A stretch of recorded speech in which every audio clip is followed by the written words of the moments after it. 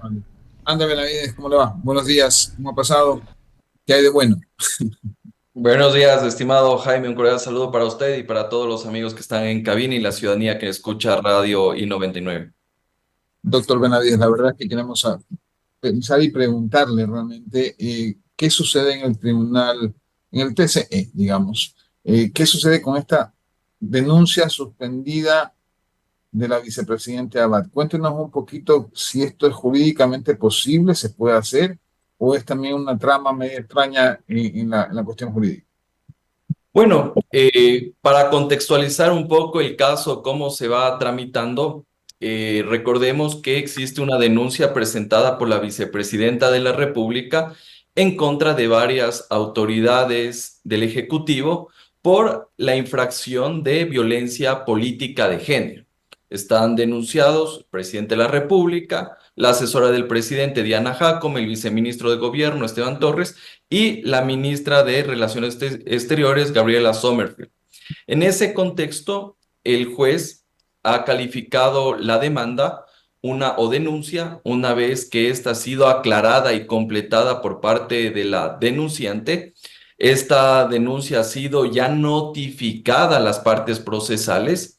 El juez incluso ya convocó a una audiencia que va a ser Ujú. realizada o iba a ser realizada el 13 de septiembre.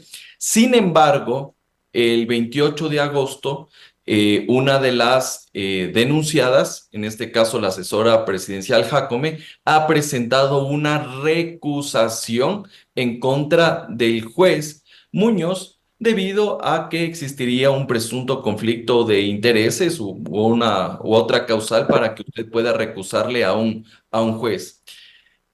Respondiendo a tu pregunta, estimado Jaime, es una figura que en efecto existe en varios procesos judiciales y en un proceso judicial como en el ámbito electoral también lo prevé la normativa. De hecho, eso está regulado a partir del artículo 60 del reglamento de sustanciación de procesos del Tribunal Contencioso Electoral y lo que corresponde a partir de este momento es que el juez suspende la tramitación de la causa, se nombra un juez que va a resolver la recusación y ese juez tiene dos opciones.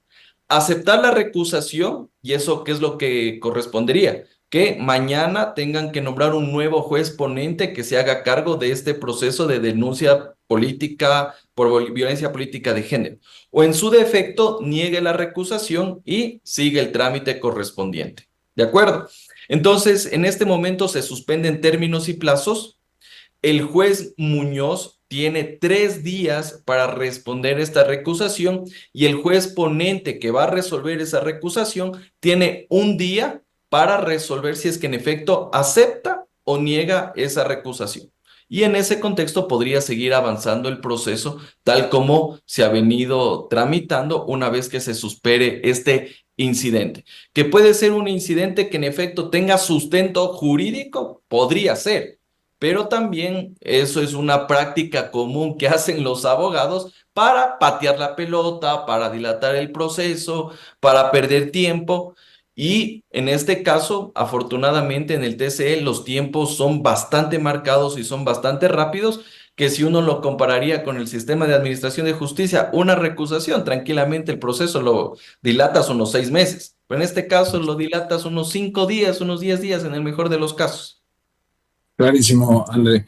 Lo que te iba a preguntar es, a ver, más allá de todo este tema digamos, de la denuncia hecha por la vicepresidenta Abad, eh, ¿tú no crees que esto de aquí es algo o sea, o por otro ejemplo, cuando denunciaron al señor Padre Muñoz o a la misma vicepresidenta en su momento de actos que cometieron en cierto momento del tiempo, cuando ya pasaron las elecciones hace 6 meses, o sea, no están a destiempo estas denuncias? Y lo otro es, la denuncia de la vicepresidenta también viene a ser como que tirar de los cabellos, es decir, está diciendo que es abuso de género, o sea, cosas que no entiende el ecuatoriano. ¿Cómo me refiero? A eso es lo que voy. O sea, este tipo de cosas no deberían resolverse de esa manera. No, no, no estoy seguro, pero ¿la Constitución es uno de los grandes problemas o no? Mira, yo creo que uno de los avances importantes que se hicieron en el año 2020 con las reformas al Código de la Democracia fue justamente tipificar la violencia política de género, que muchas veces no se la advertía, no se la denunciaba o no existía el mecanismo. Creo que es un avance. El problema, estimado Jaime, es que se ha desnaturalizado esa figura y lastimosamente todas nuestras políticas y funcionarias públicas piensan que el escrutinio, piensan que el opinar distinto o cuestionar a las actuaciones de la autoridad es violencia política de género. Y no es así. Y ese es un defecto que estamos teniendo. Y lastimosamente esa desnaturalización de las denuncias ha tenido mayor fuerza en los últimos días, porque ahora todo el ámbito de pugna política se resuelve en el Tribunal Contencioso Electoral. Antes todo se resolvía a punta de acciones de protección. Ahora todo es en el Tribunal Contencioso Electoral, lo que en realidad me parece que es un despropósito. Lo segundo, a ver, yo creo que anacrónicamente este tipo de denuncias no están así. Creo que de hecho la señora Abad tiene el derecho total de presentar este tipo de denuncias si es que se cree afectada. Lo que sí ya en el ámbito de fondo, me parece que la denuncia como tal no está bien planteada. ¿En qué sentido? Porque tú estás diciendo que hay violencia política de género porque te mandaron como embajadora de Ecuador en Israel y que a partir de eso existiría la violencia política de género. En mi opinión, no, porque el propio Código de la Democracia, ¿qué es lo que te dice? Hay violencia política de género cuando se han afectado tus derechos de participación, cuando se te presiona que renuncies al cargo, se te presiona para que tú actúes de determinada manera o cometas omisiones que permitan beneficiar una cuestión que es irregular, contraria a la Constitución y la ley, etcétera, etcétera. Pero en este caso en específico, nos están limitando las funciones de la vicepresidenta por una razón. ¿Cuáles son las funciones de la vicepresidenta? Suceder al presidente de la República ante ausencia definitiva o temporal. Esa es su función. Y de carambola la Constitución, que ese sí me parece un despropósito, le pone que el presidente de la República pueda delegar otras funciones y en este caso la ha nombrado embajador en Israel. El presidente puede Correcto. hacerlo, ¿ya? Entonces, si lo miramos conceptualmente y en abstracto, esa delegación como tal, desde mi punto de vista, no califica como una violencia política de género. Demasiados derechos aparentemente que se respetan por la Constitución, pero son abusados por todos los quienes lo Jaime, ejercen. quería decir algo, Jaime, Puntuamos. perdóname. Buenos días, mi querido amigo. Perdóname, Jaime, solo una pregunta. Coincido plenamente en la expresión que usted dice y lo asiento. Ahí no hay violencia. Violencia de género es otra cosa. Lo que acaba de decir usted es puro derecho. Exacto. Ya la vicepresidenta tiene sus funciones y el presidente le designa sus funciones. Lo demás solamente es elucubración. Una cosa diferente es a que la hubiera insultado, lo que dice usted, que la hubiera hecho algún tipo de decirle para que se vaya. Él, lo que le ha hecho es darle funciones, las que él consideró. Coincido plenamente que ahí no hay nada para eso. Por favor, discúlpeme que haya me metido, doctor. Sigue Jaime, sigue. Discúlpeme, Andrés.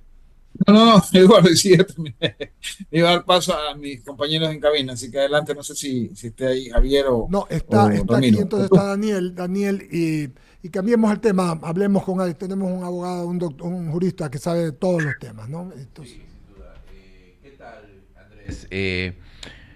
A ver, sin duda vivimos un tiempo donde la política tiende a penalizarse, donde los dichos tienden, bueno, no sé si decir penalizarse, porque el Tribunal Contencioso Electoral no tiene jurisdicción penal, pero da la impresión de que a veces funge como jurisdicción penal, ¿no?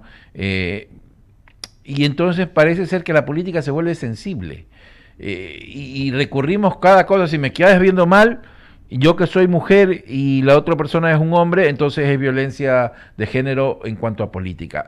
A ver, tiene que haber límites. La Corte Constitucional puede reglamentar qué tipo, o regular qué tipo de acciones pueden llegar al Tribunal Contencioso Electoral o no.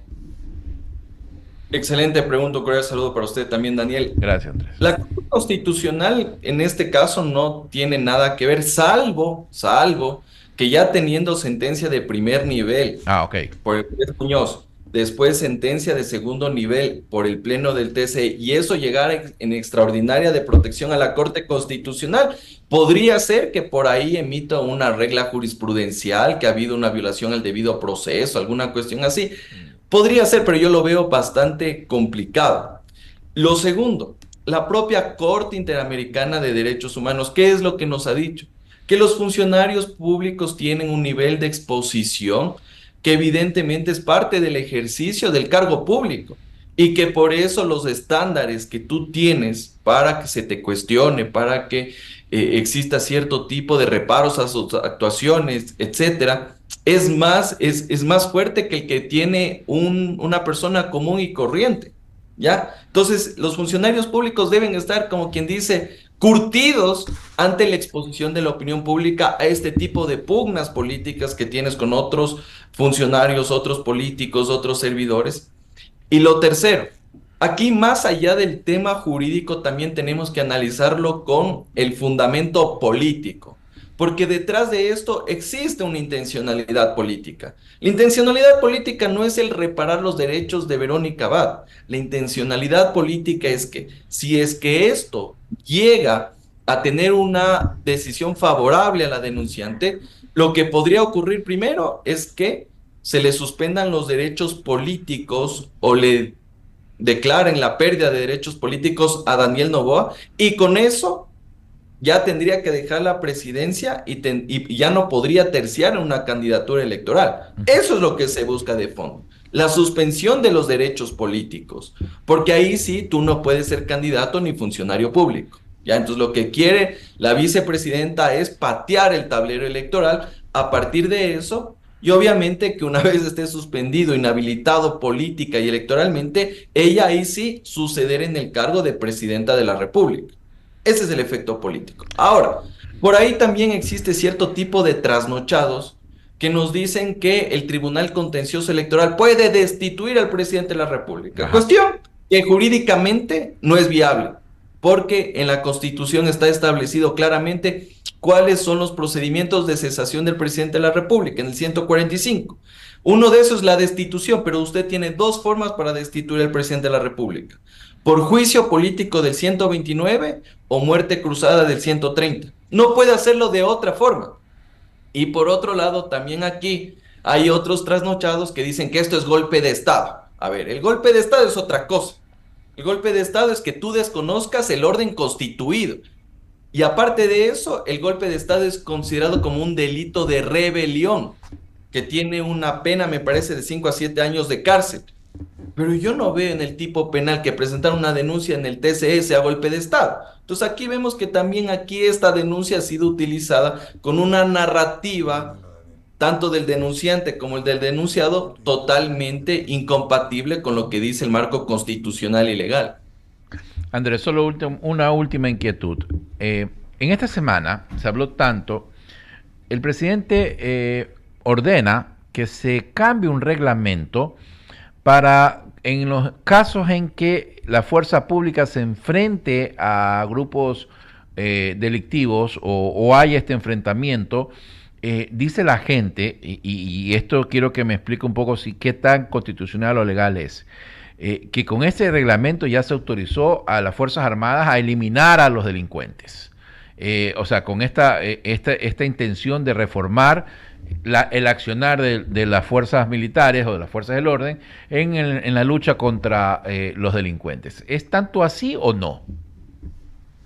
Para mí es simplemente llover sobre mojado, porque recuerde usted que tenemos Código Orgánico Integral Penal, Código Orgánico de Entidades de Seguridad Ciudadana y Orden Público y la Ley para el Uso Progresivo de la Fuerza, que en este momento ya habilitan a Policía Nacional y Fuerzas Armadas a actuar de esa manera. Lo que dice el reglamento es simplemente ratificar lo que dice la ley.